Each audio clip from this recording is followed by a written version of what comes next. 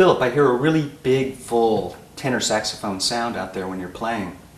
Can we trace this to any of your jazz musical influences? Well, there are two guys in particular that I really try to identify with, and you know, when I hear my own music, I can trace it to, you know, their influences. And the first guy is Ben Webster, who was the big tenor sound in Duke Ellington's band.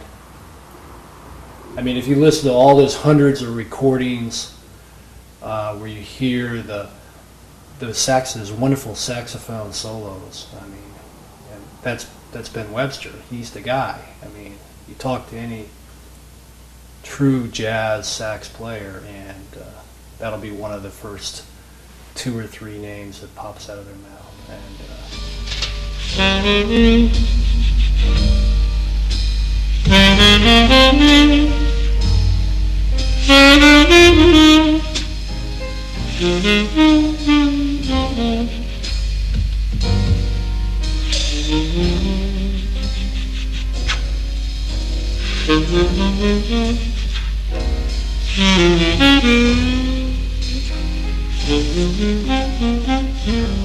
of course, the other guy is Stanley Turrentine, who I'm sure you know, a couple of years ago passed away. He was out here in the Bay Area, and again, he's excellent composer, arranger, but as a performer and the type of sound that he created with his horn, you know, reached me right here, and so I became very attached to, you know, his journey and what he was doing, and found that I got a lot of satisfaction in learning more about him and going to his performances, and we actually play a lot of his music. We play Sugar and Storm and Shirley and all these tunes, all these great tunes.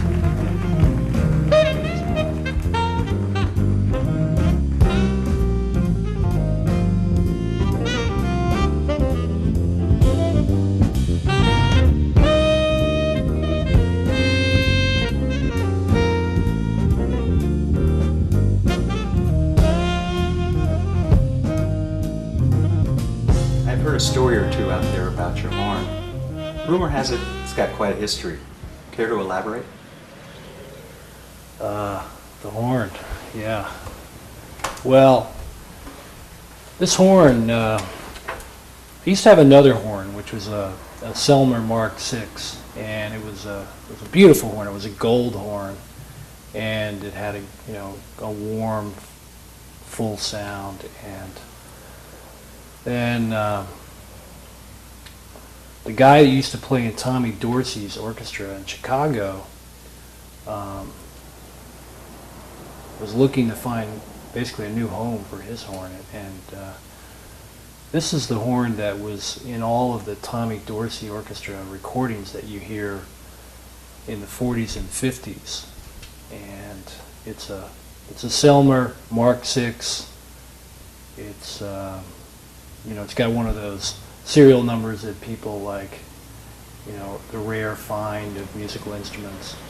There are really only 10 of these left in the world.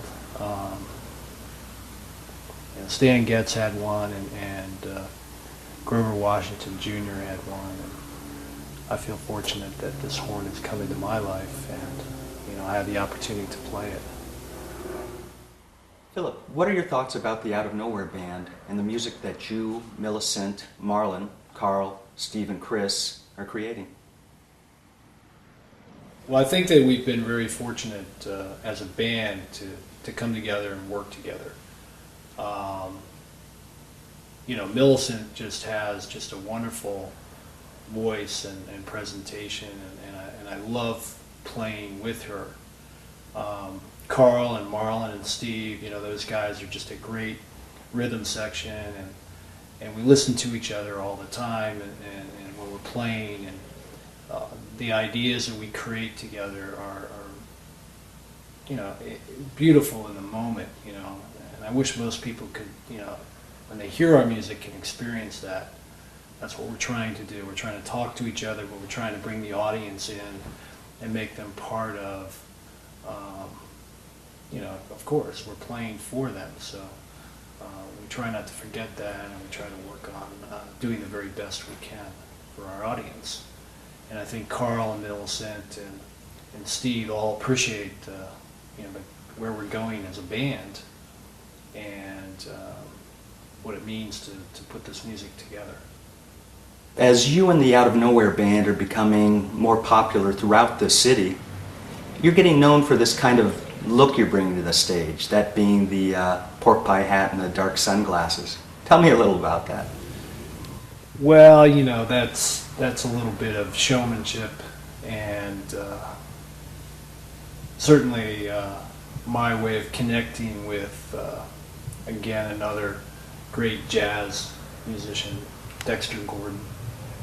And he used to wear the pork pie and sunglasses, and it just puts me in the moment. I close my eyes a lot when I'm playing, and if I have the sunglasses on and the pork pie, I'm more right in the moment, and I'm not thinking about the audience, and I'm not thinking about the whether or not everybody's going to get paid on time, or if